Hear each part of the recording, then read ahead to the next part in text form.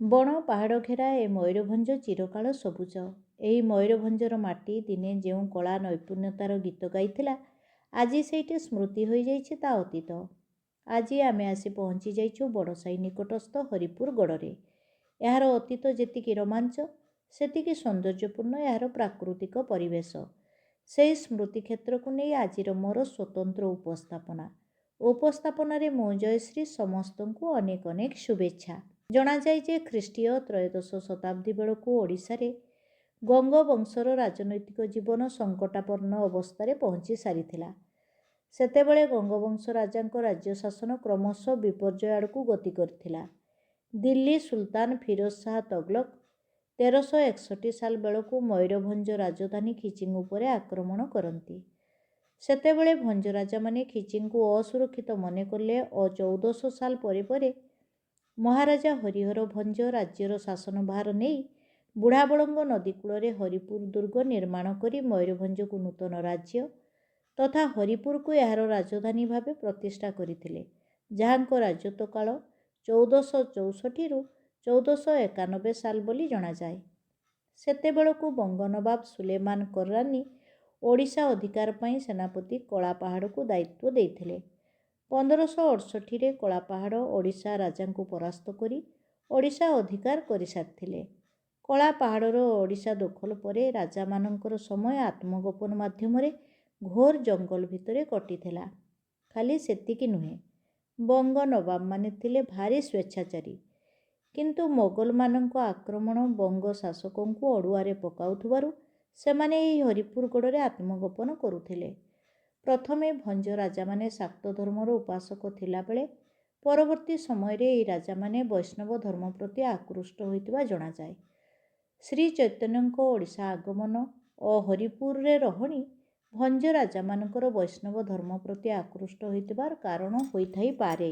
ବୈଦ୍ୟନାଥ ଭଞ୍ଜ ହରିପୁର ଗଡ଼ର 5 କିଲୋମିଟର ଦୂରରେ ଥିବା ରାୟଗଡ଼ରେ ଯେଉଁ ଦୁର୍ଗଟି ନିର୍ମାଣ କରିଥିଲେ ତାହା ଆଜି ବିଲୁପ୍ତ। ବୈଦ୍ୟନାଥ ଭଞ୍ଜ ତାଙ୍କ ଦୀକ୍ଷାଗୁରୁ ରସିକାନନ୍ଦଙ୍କ ସ୍ମୃତିରେ ହରିପୁର ଗଡ଼ର ଏହି ରସିକାନନ୍ଦ ମନ୍ଦିରଟି ନିର୍ମାଣ କରିଥିଲେ। ସମ୍ପୂର୍ଣ୍ଣ ଗଡ଼ଟି ଏକ ପ୍ରକାର ସ୍ୱତନ୍ତ୍ର ଇଟାଗୁଡ଼ିକରେ ତିଆରି ହୋଇ ଇତିହାସକୁ ଦେଇଛନ୍ତି ସ୍ୱର୍ଣ୍ଣାକ୍ଷର। ଆସନ୍ତୁ ଟିକେ ଭଲ କରି ଦେଖିନେବା ଏହି ରସିକାନନ୍ଦ ମନ୍ଦିରଟିକୁ। ତାର ଚାରିପଟ କାନ୍ଥରେ ସୂକ୍ଷ୍ମ କଳାର ଚିତ୍ର। ଖୁବ୍ କାରୁକାର୍ଯ୍ୟ ଖଚିତ ତୋରଣ ପରି ମନେହୁଏ ଏହାର ଗବାକ୍ଷ। ନିଖୁଣ ନିହାଣିମୁନର ଶିଳ୍ପ ଚାତୁରୀ ପରି ଇଟାର ଯୋଡ଼େଇ।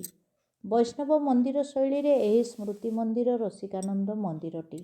ସୂକ୍ଷ୍ମ କଳାରେ ଆଜି କେବଳ ଭଗ୍ନ ମୂର୍ତ୍ତିର ବିପର୍ଯ୍ୟୟ ଚିତ୍ରକଳା। ନିରେଖି ଦେଖିଲେ ଲାଗେ କାରିଗରଙ୍କ ସମ୍ମୋହନ ସ୍ପର୍ଶରେ ଆଜି ବି ଇତିହାସର ମୁକସାକ୍ଷୀ ହୋଇ ଏହାର ଭଗ୍ନ ଚିତ୍ରକଳା ପ୍ରାଙ୍ଗଣରେ ରହିଛି ଦରବାରୀ କକ୍ଷ। ହୁଏତ ଏଇଠି ରଙ୍ଗାଭିନୟ ସହିତ ବିଭିନ୍ନ କଳାର ଚାତୁରୀରେ ଦିନେ ଏହି ରସିକାନନ୍ଦ ମନ୍ଦିରଟି ଥିବ ଖୁବ୍ ଗହଳ ଚହଳ। ମନ୍ଦିରର ଚତୁଃପାର୍ଶ୍ୱରେ ରହିଛି ଗୌରବମୟ ଐତିହ୍ୟର ଭଗ୍ନାବଶେଷ। ଏହାର ବାମ କଡ଼ରେ ରହିଛି ରାଣୀଙ୍କର ହଂସପୁର। ଅନୁମାନ କରିହୁଏ ପୁରବାସୀଙ୍କର ନିମନ୍ତେ ନିକଟରେ ରହିଛି ଶୟନକକ୍ଷ ଆଉ ଗାଧୁଆ ଘର। ପ୍ରତି ଦୁଆରର ନିର୍ମାଣ ଶୈଳୀରୁ ଅନେକ କିଛି ଅନୁମାନ କରିହୁଏ। ଭଗ୍ନଗଡ଼ ଭିତରେ ରହିଛି ଭୂତଳ ଗୃହ। ଏଥିରୁ ଅନୁମିତ ହୁଏ ଦୁର୍ଗଟି କେତେ କାରୁ କୌଶଳରେ ନିର୍ମିତ ହୋଇଥିବ। ପ୍ରତି ଦୁଆର ଯଥେଷ୍ଟ ପ୍ରଶସ୍ତ, ସତେଅବା ହାତୀମାନେ ସହଜରେ ଯିବା ଆସିବା କରିପାରିଲା ଭଳି। ରସିକରାୟ ମନ୍ଦିରର ଦକ୍ଷିଣ ପୂର୍ବରେ ଲକ୍ଷ୍ମୀନାରାୟଣ ଅର୍ଥାତ୍ ଜଗନ୍ନାଥଙ୍କ ମନ୍ଦିରଟି ନିର୍ମିତ ହୋଇଥିଲା।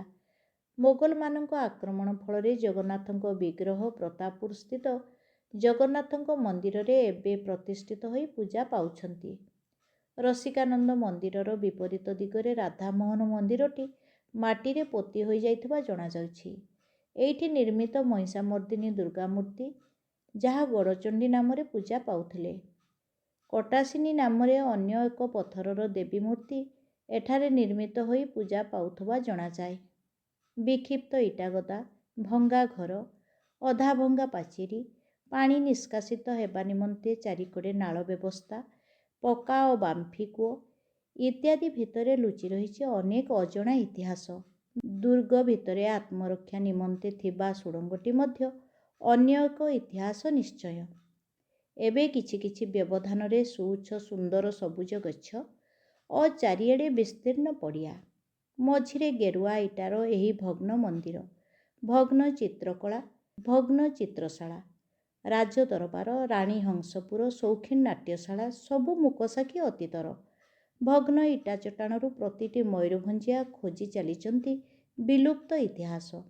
ଇଟା ଓ ଚୂନରେ ତିଆରି କାରୁକାର୍ଯ୍ୟ ଭିତରେ ଭଗ୍ନଗଡ଼ ମନ୍ଦିର ନକ୍ସା ଆକାରରେ ତିଆରି ହୋଇଛି ଦୁର୍ଗର ମନ୍ଦିର, ରାଜପୁର ତଥା ନାଟଶାଳା। ମୟୂରଭଞ୍ଜ ରାଜାମାନଙ୍କ ସହିତ ମରହଟ୍ଟାମାନଙ୍କ ସମ୍ପର୍କ ତିକ୍ତ। ଏହାର ସୁଯୋଗରେ ହରିପୁର ଗଡ଼କୁ ଆକ୍ରମଣ କରିଥିଲେ ମରହଟ୍ଟା। ତଥାପି ମୟୂରଭଞ୍ଜର ପ୍ରତି ଇତିହାସର ବାର୍ତ୍ତା ବହନ କରେ ଏହାର ଅତୀତର କୀର୍ତ୍ତି ସବୁ। ସୌନ୍ଦର୍ଯ୍ୟପ୍ରେମୀ ରାଜାମାନଙ୍କର କଳା କୀର୍ତ୍ତି ଏବେ ବି ପ୍ରମାଣ କରିଦେଉଛି ଭଞ୍ଜ ରାଜାମାନଙ୍କର ମୟୂରଭଞ୍ଜବାସୀଙ୍କ ପାଇଁ ଅବଦାନ। ହରିପୁର ଗଡ଼ର ମୂର୍ତ୍ତି, ପାଚେରୀ, ଇଟା, କୂଅ, ଲଣ୍ଡାଗଛ ହେଉ ଅବା ନିର୍ଜନତା, ସତେ ଯେମିତି ଶତ ଶତ କୋଠରୀ, ଦକ୍ଷ ଶାସନ ଶୈଳୀ, ଭଗ୍ନ ତୋରଣ ଭିତରେ ମନ ଧାଉଁଛି ଅତୀତକୁ। ଇଚ୍ଛା ମୁତାବକ ଏଠାରେ ଥିବା ଭଗ୍ନାବଶେଷ ସାଥିରେ କିଛି ଫଟୋ ଉଠେଇ ନେବାକୁ। ସେଇଥିପାଇଁ ବାରମ୍ବାର ଆମେ ଆମ କ୍ୟାମେରାରେ ସାଇତି ରଖୁଥିଲୁ ସ୍ମୃତି ତୀର୍ଥକୁ। ଆପଣମାନେ ବି ଆସନ୍ତୁ ଥରେ ଦେଖିବେ। ଆମକୁ ଯେଉଁମାନେ ମାଟିର ମହକ ବାଣ୍ଟିଥିଲେ ସେମାନେ କେମିତି ଇତିହାସର ଚରିତ୍ର ହୋଇ ଦିଗ ଦେଖାଉଛନ୍ତି ସଭିଙ୍କୁ।